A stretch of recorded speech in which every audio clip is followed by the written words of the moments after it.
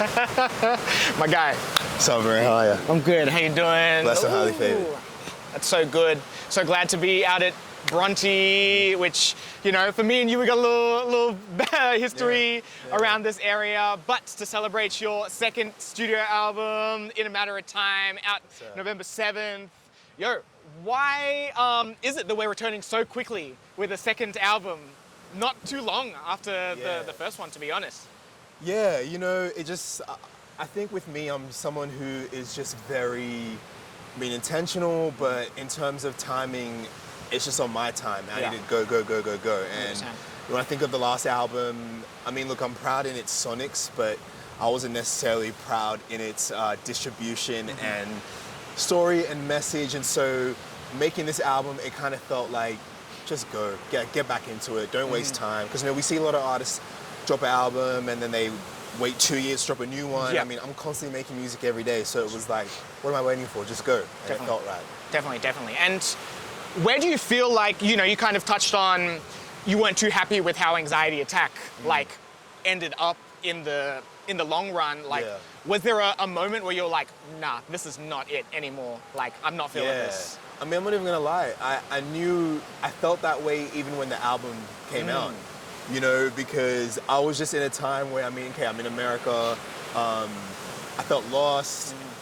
Although cool things were happening, it was just like, I knew I was lost, and I'm thinking, what is happening right now? This isn't a reflection of me. I was just angry. I was just angry, you know, and so that was very much that time where I recognized this isn't it, and I knew that there was gonna come a time where I would make another record that would, for sure, in my eyes, redeem myself, but for me. Yes, so 100%. And what are some of those qualities about In a Matter of Time that feels like it redeems the things that you lost or you put to the side on Anxiety Attack? Yeah, I think it was the music.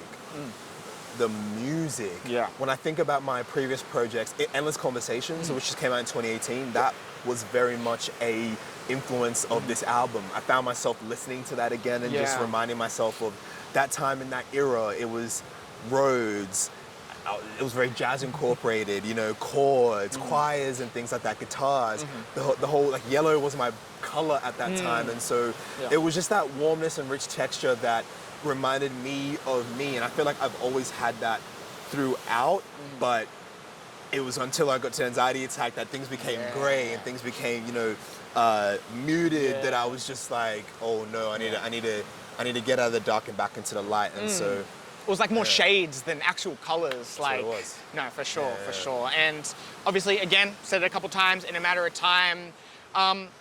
Is there an even deeper level to that title? Obviously, you know, it can refer to, you know, some of the things you're talking about on the project where it's kind of redemption, you know, stepping away from temptations and all that stuff. But is there any other levels that the audience might not take away from what might just seem like a simple title? Definitely. It was, it was definitely inspired after going through a breakup. And I guess for me, it was like, in a matter of time until I heal. In a matter of time until I get over it. In a matter of time until I look back at, say, the last 5 years, and it's like, what have I been doing? I've been pouring into the cup of others. I've been focusing on other people than myself. I've been giving my all to other people. I've been lost. I've just been moving in ways in which I was just, it felt like free-falling in a sense.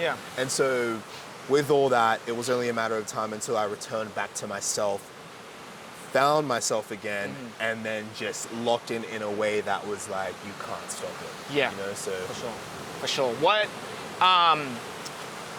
What about that breakup hit that switch that was like, this feels like the straw that broke the camel's back in regards to, you put out Anxiety Attack, it's disappointing, you've been in the US, you've experienced what's going on over there, and then boom, you go through this breakup. What was that key switch? I think it was me just finally being back by myself. You know, and that's not to throw shade or anything like that, but it was just, I genuinely got to a place of like, hey, I can actually just be by myself and do what I want to do and need to do. You know, I feel like even just when I think of, I'll touch back on the relationship, but even just like in that time of 5 years, you know, in a matter of time was the first time I've actually ever made an album for myself, where I haven't been working on anyone else's music. Yeah. You know, every time I've been working on an album, I've been producing 3 or 4 albums, so I'm working on this, I'm working on that for other people. Yeah. But it was the first time that I was like, hey, this is just me in my room, locked in with my own thoughts. Yeah. Let me, you know, pour my heart out and do what I need to do. And I think with relationships, it's interesting, you know, there needs to be balance. It's interesting. It's like, what you want for others, they gotta want for themselves, vice versa, and I don't know, maybe when you're just not equally yoked, all that kind of stuff, you know. Sure. And so it was just a great time for me to, you know, sit with, you know, all those emotions, take time to just, you know, heal, learn about myself a lot more, and find myself in a more heightened and mature sense of spirituality, self, wisdom, knowledge, apply that into my whole being, and now I'm on the other side, which is great. So for sure, yeah, for sure. And it's kind of like you poured so much into other people over the past few years that, you know, you never got to feel the fruits of you pouring into yourself. Yeah. And in a matter of time, it's kind of you being like, oh, I finally get a chance to really really pour into yourself. And I love it, and I'm glad, I'm happy for you that you're able to do that. Yeah. Who would you say this album is for? It's for everyone. It's for everyone. It like literally, it is for everyone. It's for everyone because it's a very relatable album. It's a very relatable story. It's real life. Yeah. There's nothing that I left on the table. I poured everything out there, you know. And so, I mean, everyone's gone through breakups. Everyone's gone through hurt. Everyone's gone through pain. Everyone's gone through their process of healing, and that's what it very much is. It's, you know, it's to trust in divine timing, you know, like delays aren't denials. I think that's something that, it was funny, I was saying it to someone at a radio station the other day, and a person overheard it, and they were like, I'm literally on my way to go see a spiritual healer, and this is exactly in my vein. I'm like, exactly, because we're all waiting on the right time, we're all waiting for a sign. Yeah. And I only hope that with what I went through and what I found, that this album is that for everyone. For sure, for sure. And you know, you referred to it, divine timing, you know, seeking something bigger than yourself. How has God played into this journey as well? Oh, immensely, because when I got back from the States, the first thing my mom gave me was my Bible. And she was like, I've kept this since you were a kid. And that was very much a, son, you're lost. Like, come back, you know. And so, and I just found myself reading my Bible every day, you know, going back to Bible study, getting back into the routine of Sunday morning going to church. Because I mean, I grew up in a Christian household, and one thing about faith is that I'm a lover of all faith. At the end of the day, faith to me is just something to believe in, whether it be a higher power, God, the universe, yourself. Yeah. Believe in something. Yeah. You know, and so I never want it to come off in a way where I'm like, yo, follow, I'm gonna say the J word, Jesus, you know, because a lot of people, you know, anyway, but it's like, it's just, yo, like, this is just me, this is my upbringing, this is what God did for me, and I hope that you can find God in your own way, whatever your God is. Like, I'm not trying to tell you to do, you know, like, just find your way. And that's how God played a big role in my life and through this album, and also the next 10 years of my career. 100%. And a couple more questions on the project. You mentioned the term equally yoked, which is, you know, something that's brought up in the Bible. Yeah. I'm curious, based on, you know, this new path that you're currently on, did it feel like, you know, you had to start cutting off a few people or start stepping away from people because of that equally yoked, not even just like a romantic sense, but in all levels? Just, like in tune with, like, you know, people. 100%, because it was just like, I had an interesting 5 years. I have, man. It's been very interesting. I've produced more records for people than I've released of my own, you know? And not that, you know, money is my focus or anything. But obviously, you know, you want to be compensated for the work that you've done and stuff like that. But I've actually not seen anything from any other production that I've ever done, you know. And irrespective of all that, I still keep going. I still do my thing. And it's more of just the appreciation level that I wasn't getting or wasn't being recognized for. But then in turn, it was like I was always being used. But then, you know, on my end as well, it's like, man, I'm following that being like, I want to keep producing because I have a love for it. And so having that time to just be by myself and really just lock in and like genuinely look at myself in the mirror. There were days where I'd wake up and then, like, you know, I'd go brush my teeth, have a shower, whatever, look in the mirror. Like I would, it's funny, on Fly High I say, stare at the mirror, facing my past life. Like I would literally look at the mirror and just, and look at myself, you know, and go, who are you? What do you want to do? What do you want to be? And to tie it back, it was important because, you know, I needed to be equally yoked in myself. Right. Before I could then go out and then be a vessel or be a warm and bright spirit to others. Because during that time and in that healing process, I mean, I did not go out. I didn't see anyone.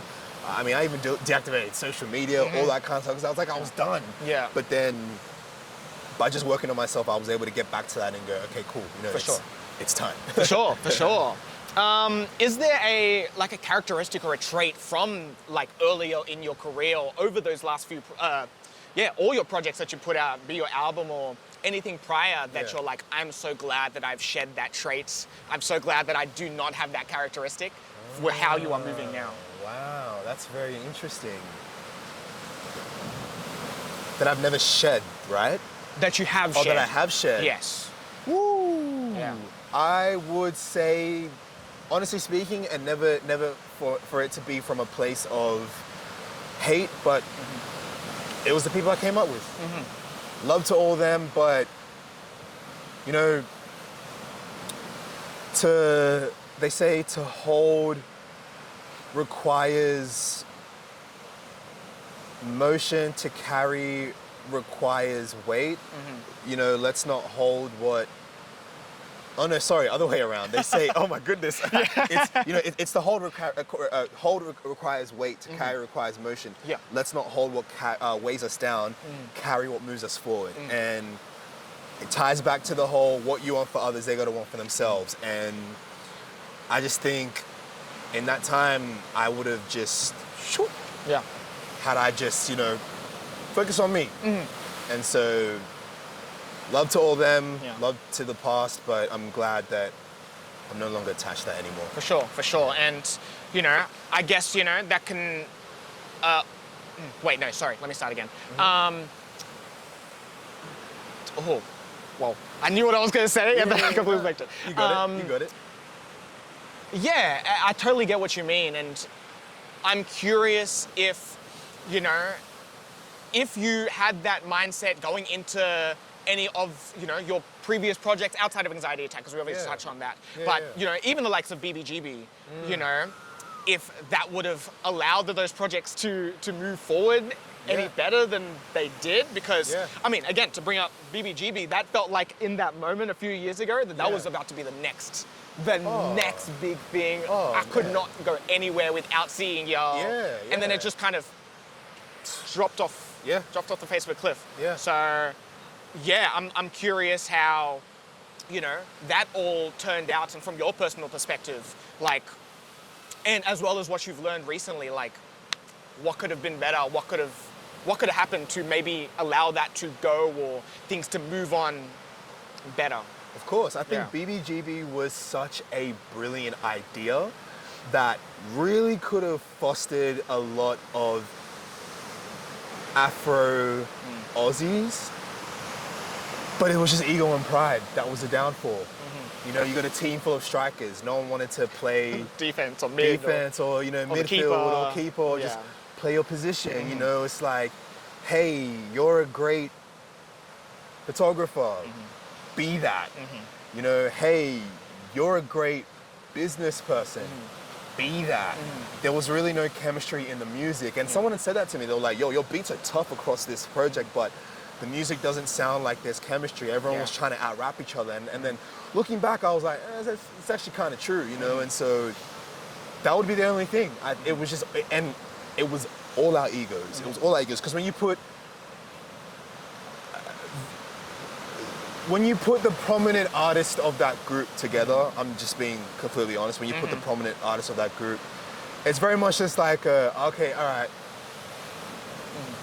let me get the one up on you, oh, what's up, or whatever, and then, you know, there may not be people in that are there just yet, and that's okay. Yeah. That's okay, you know, your time will come, you know, and so that gets put into the mix, and then it becomes the whole thing of, I'm the face of BBGB, or I'm this, I'm that, and it's like, no, but we're forgetting the message, because the intention was for it to be a collective, for it to also be a movement in which we were going to go into touring, go into publishing, become a label, to really champion and foster the next generation of African Australian artists. And at the end of the day, it was just ego and pride that became the demise of that project. And I hope that it something like that will take shape in a new form later down the road. In whatever way, in shape, form, capacity, because it was a calling. So many black artists were like, hey, I feel like I can belong, you know? And that was another thing. It wasn't inclusive. It wasn't, because it was very, it wasn't. It was very just us. Although it may have looked like that's what we were trying to do, it just didn't gel that way. It's how I'm seeing it personally. Mind you, I'm someone who, respectfully, I am the sound. Like, I produced it, you know, and so. Yeah. Would you consider BBGB one of your biggest regrets in your music career? I wouldn't say it's a regret. It was a lesson. Okay. Yeah. That makes sense. That makes sense. And how would you feel like it would be right now if things hadn't gotten in the way? Do you feel like where do you feel like you might have been now? Definitely wouldn't be here. I think certain things, let's be real, certain things will be different. Certain people wouldn't be in certain positions. I genuinely think if it was just looked at from a place of, yo, it ain't about us, it's about the movement, oh, it was a force to be reckoned with. Oh my goodness. Yeah. It like, what, like, out of here. Everything that we manifested, talking about, yo, we're gonna be on this, we're gonna be on that. It could have happened. It's just the ego. Forget about what you've done in the past. Because truthfully, everyone came in a time where certain people were either there or others weren't there, and it was very much a time where it was like, yo, this felt like the time to come together. And so we all needed to just come together and forget about our past, forget about the shows that you've done, forget about the plays that you've done. This was something new, and I think that's what would have changed everything, and to where it could have been now. Yeah, no, for sure. To switch gears a smidge, what do you think is one of the biggest misconceptions about you? That's a great question. I think the biggest misconception about me is the misconception about everyone and what they think of me, because I am someone I'm a very chill guy. I don't get into any drama, but it's just, that is a great question. That's a great question. That's a great question. And this is something I've been meaning to get off my chest to all you people, is that you all just talk. But the thing is that a lot of people think I'm egotistical, and I'm not. I just believe in myself. It's like, what do you mean? Like, shout out Morat, because I had a great conversation with her at her place, and the first time I walked in, she had all these plaques, and I just said, this is inspiring. And she was like, 100%. I worked hard for it, and I'm not gonna put out something that I don't love. And I'm like, yes, exactly. And why shouldn't you believe in yourself? Why am I doing this for? You know, and I think it's important to, because who else is going to believe in you but you? We live in a country where opportunity isn't much, and so it's very hard to cut through the noise. That's why a lot of us either leave or people just give it up. But I always saw something in myself, and it rubs off the wrong way on people because, truthfully, they don't see it for themselves. But then on the other end, I'm truthfully the one that actually, like, with anyone, I see greatness in everyone because we all are great. Yeah. Like, why else were we born on this earth for? To be and do what, you know? And so that's the biggest misconception, is the misconception of people of themselves that then, with all due respect, comes back onto me because it's just like, oh, he's this, he's that, and I'm like, and? Yeah. I believe in myself. You should too. So, Yeah, no, there's a certain confidence that, you know, individuals like yourself, I'm a fan of like a David Goggins or like a Gary V's, who they're so like sure about what they're doing that people are like, I'm not sure how I feel about that. Yeah. Or they're like, why are you trying so hard? Or, you know, all those kind of things that I get. And it makes total sense. Yeah. It makes total sense. Before we keep going, how are we going with, all good? Amazing, amazing. Checks notes. Do you want to pause, or do you want to just keep running? Keep running? Okay, amazing.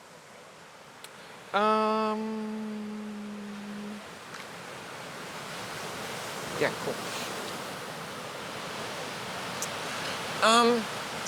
You, again, kind of alluded to it earlier, but you were like, you know, there's an issue why the Australian scene doesn't want to, you know, recognize, you know, say if we go back a few years again to when BBG was, you know, absolutely killing it.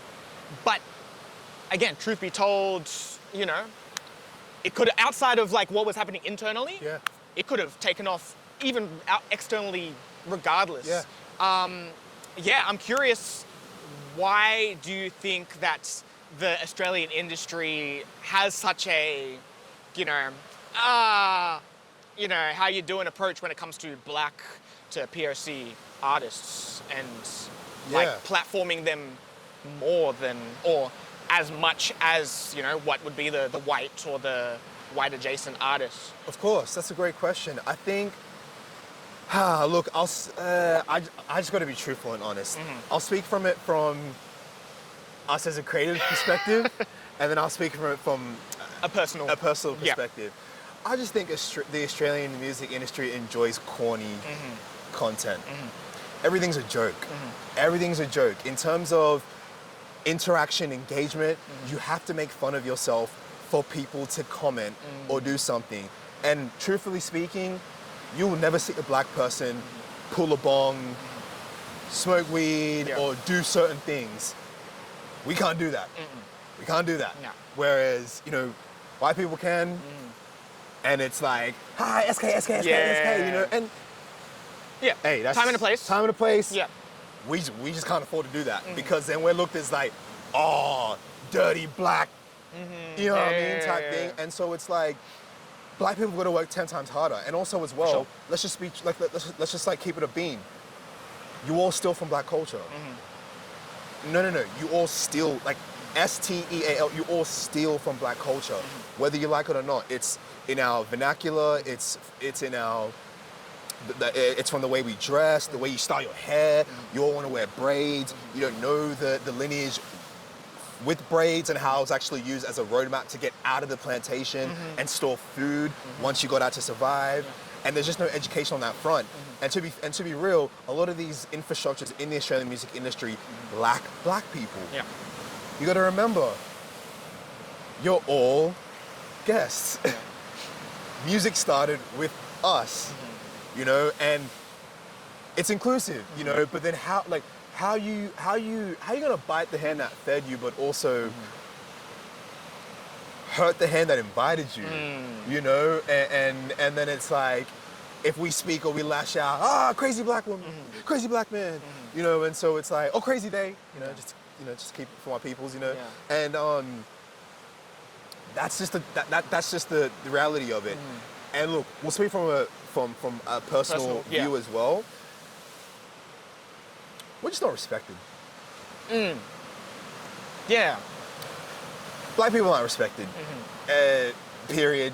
in this country specifically, as much as people want to claim that they do, it's a deeply rooted sense of unknown racism that white people and people outside, or white people just grew up with. Yeah. White people just grew up with. Yeah.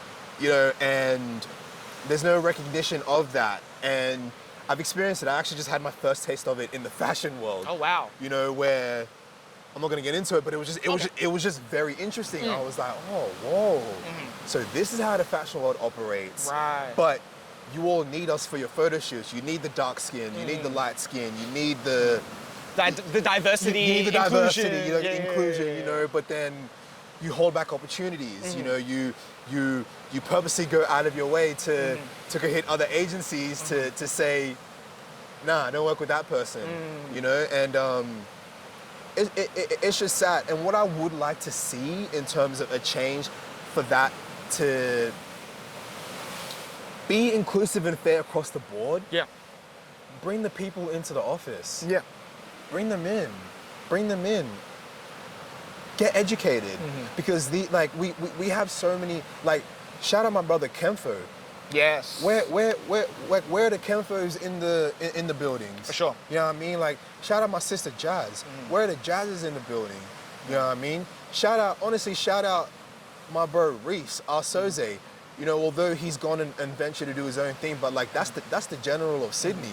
Where is someone like him in the room and stuff like that? And so we need these people who are genuinely on ground in the culture who can then come on board and say, let's look this way. Yeah. Let's look that way. Hey, are we thinking this? Are we thinking that? Because I'll walk into establishments and I don't see someone that looks like me and I go, so this is why you're all out of touch. And so, truthfully speaking, that's what's lacking, just lack of representation. And not even, I'm talking lack of representation on all fronts. You know, where are people of Middle Eastern, you know, descent? Where are people of Southeast Asia or Asian descent? You know, indigenous. Emphasis on indigenous. The traditional custodians on the land in which we walk and, you know, embrace ourselves on. Where are they? You know, I can't obviously speak for them, but shout out my brother Taz. I had the pleasure of executive and producing his debut album, and the conversations that we had was just interesting, and I learnt a lot. And it's like, where's their say in these places as well? And so it's a change of the new guard. Like, we need that. I even think about it with certain radio people. Like, I love that you're there, but you still from culture too. I'm just keeping it a bean. You still from culture, and you know you still from culture. So why are you in that position?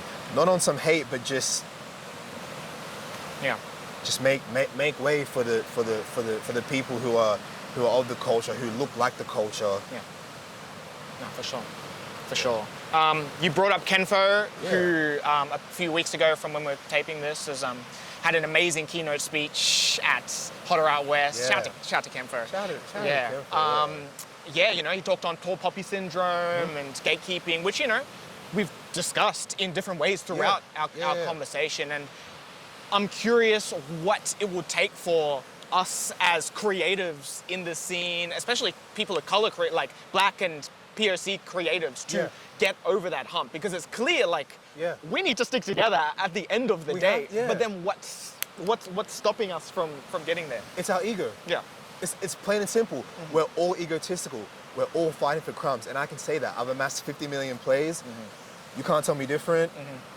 That may look like it's from an egotistical standpoint, but I'm just being honest, because I woke up one morning weeks ago and I just said, tall poppy syndrome isn't the issue, our ego is.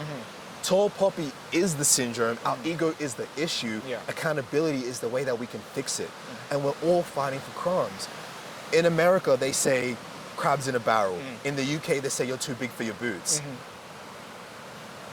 We need community, collaboration. It fosters community. It fosters genuine love and togetherness amongst all other aspects of the creative arts.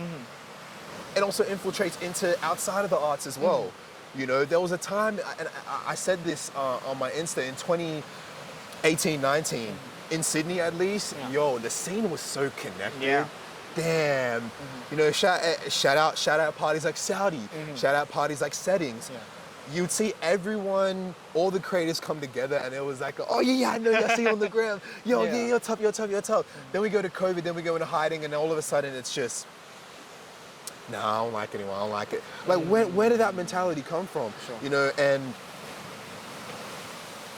you know, there's strength in numbers, and I'm gonna quote the Bible. The Bible says when two or more are gathered, then go answer your prayer. you know what I'm saying? Yeah. You know what I'm saying? And so, from a biblical standpoint, when we are in numbers, we are so powerful.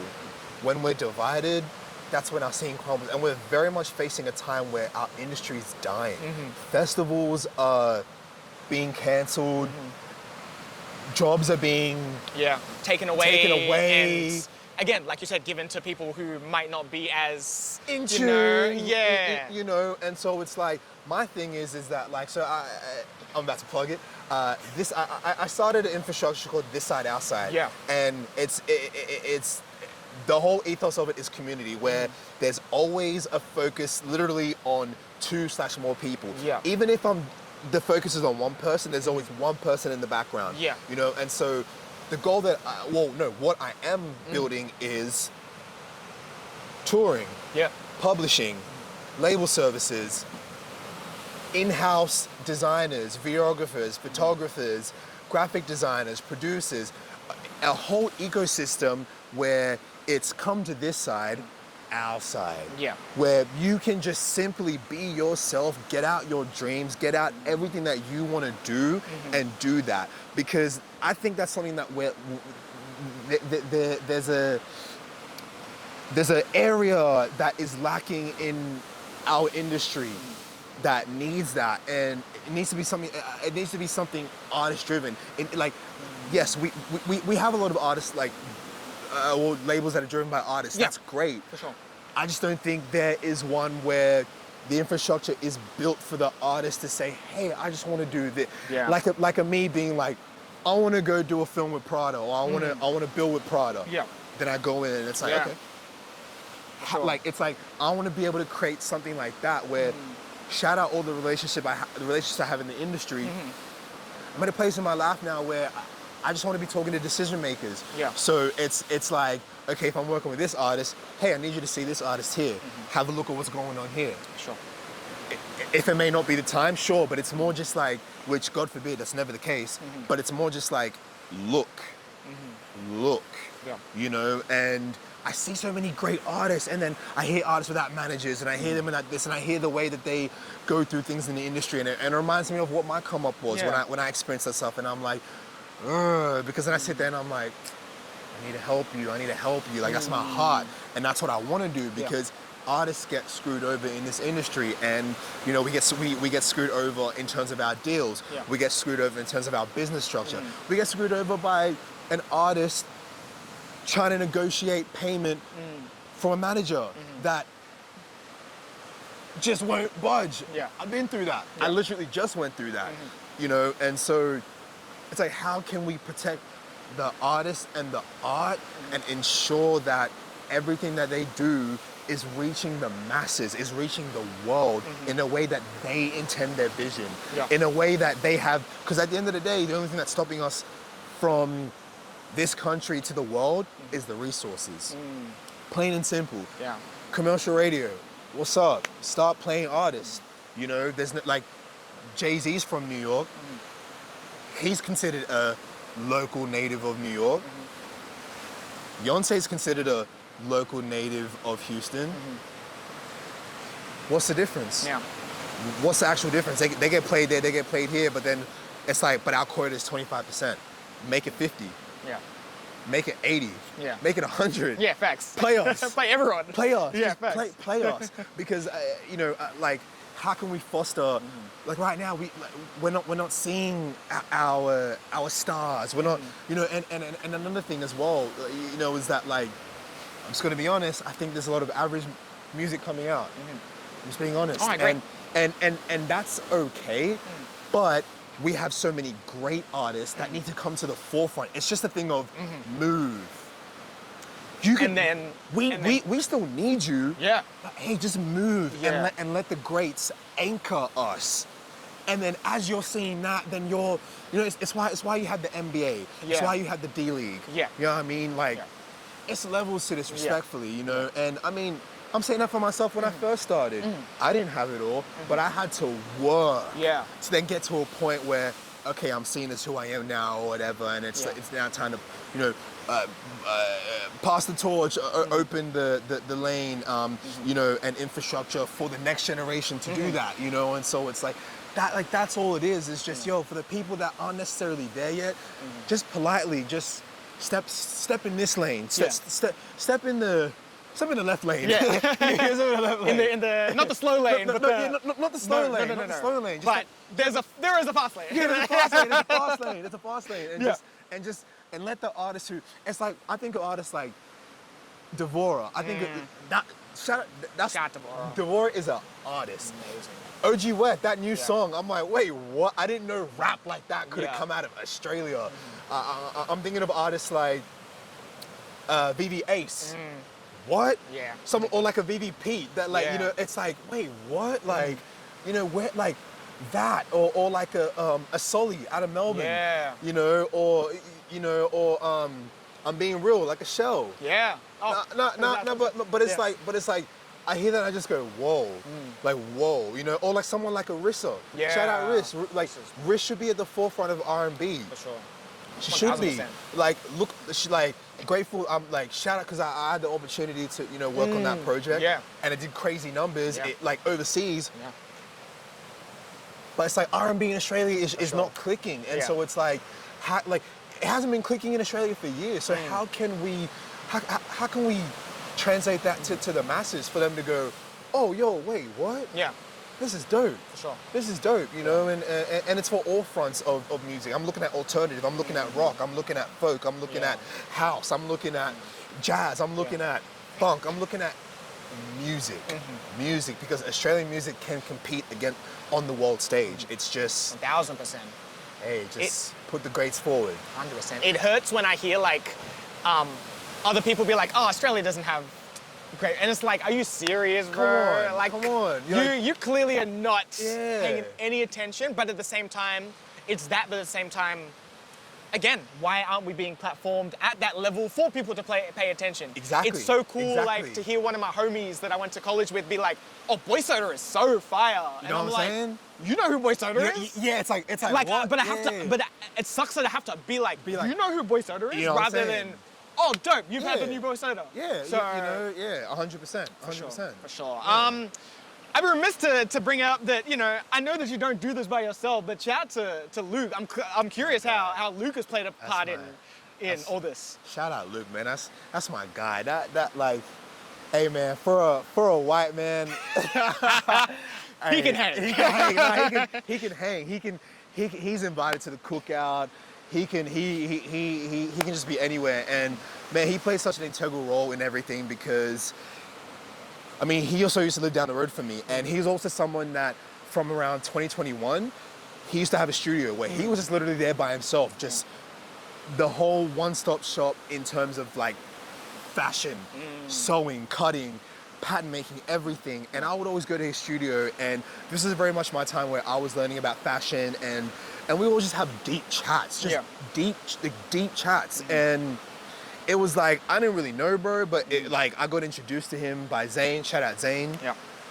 And we would always just go there. And he always had a pulse on me, but I never knew that. And so one time, like I'd always go to him to just be like, yo, can I wear this? Because I'm a huge fan of his designs. I'm like, bro, everything you do is out of this world. It's unique. And then there was one shoot I did where I just said, oh, well, we needed a stylist pulled out. Then we reached out to Luke, and it was a day before the stylist pulled out. And then Luke just, I got you, and then just sorted everything out. And then from there, I was like, I like this guy. Yeah. And then from there, it always became a thing. I'd be like, Luke, Luke. But he'd always pull through. And then how he came into the fold was, we were both in America at the same time. And then he was just the one person that I was talking to in my time of healing and stuff. Yeah. And I made the album, sent it to him, and literally I didn't hear from him for 2 weeks. And I'm thinking, damn, I'm done with music, huh? Yeah. I'm like, I'm not good. Like, up. You know, like, I'm done. Yeah. Comes back and just goes, this is your best work to date. Bro, you say this, you do that. Bro, like, are you intentionally like quoting each track before and I'm like, what? I'm like, you're listening? Bro, yeah. And I'm like, I can't even lie. I don't know how I made this album. I just made it. I didn't think anything of it. There was no intention. I just did it. And he just goes, I want to help you. All right, let's do it. He's like, let me just work with you. Yeah. And so then he's like, have you got Mirror? I'm like, no, it's Mirror. He just goes, boom. It's an infinity whiteboard. And it was just, shoo. Here's your brand pillars. Here's your core values. Here's your tone. Here's your message. Like, let's start looking at art direction. Let's start thinking about the color. And then for a month, we just went, what is the look of that boy KWAME? That we settled on luxury green, and we were like, this is the brand moving forward. And then I just said, let's go. No time to waste. Let's just go. And then every to this day, like this whole interview is in real time. Yeah. And I think that's been the coolest thing about this rollout is that everything's in real time. Just been, because it was just like, just go. Yeah. I ain't got time no more. Yeah. I done my 10,000 hours. Let's go. Let's go. And then like, even like down to like the success rate of meetings, where it was just like, boom, boom, boom, boom, boom, boom, boom. Yeah. And the way that like things just happen. I mean, I got to give it up to the man above because it was just like, it really was only in a matter of time until these things happened. And so shout out Luke, that's my brother for life. Yeah. He's everything. He's an artist. He's an artist. 1,000%. 1,000%. Speaking of fits, can you talk through what you're going? I mean, these are just some Doc Marten loafers. Shout out Honor. These Honor pants are so sick. I actually thrifted this jacket at Savers. Oh, hard. Yeah, at Savers. Hard. Yeah, Savers in Melbourne. Shout out Melbourne. Shout out Burn City. Shout out to 3K. I love Melbourne. That's my second home. A place where I got to just find myself.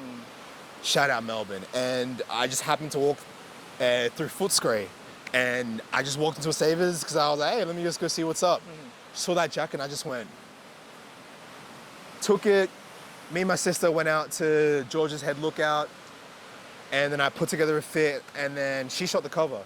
Yes. Shout out Henrietta. Yeah. I love my sister so much. She is my rock. She's my rock, you know. And that was her first time shooting, and the hat too, Honor as well. And Christian, do you want the tie? No, it's all right. I was you know, but what was cool, like to touch onto that was that yes, please. It was her first time shooting. Yeah. And I just said, hey, I'm just gonna run. Yeah. And you know what's funny? We tie it back to the last album, 100 miles per hour. Yeah. Running. Yeah. And running it seems to have been a theme of everything that I've done. Yeah. And even down to like, there's a photo of me back in 2017 where I like run and jump, and we called it Running Man. And I guess running teaches me determination to keep going, you know. And so she takes the photo, and I'm scrolling through and I see that one photo and I just go, whoa. And I'm like, this might be the album cover. And she looks at it and she just goes, you better tag me. I'm like, of course. And I'm manifesting it. This girl is going to win an ARIA for best art cover. And it's going to be so, okay, two things. It's going to be so funny when I hear her nominated and then she wins, and I'm just going to be like, first of all, you got ARIA nominated before me. And then you go and win an ARIA as well. And then watch her go win it like a Pulitzer or something like that. You know? And I need to shout out her business, The Good Gratitude, because it is such a, what? Like, giving gratitude, like, you know, to life.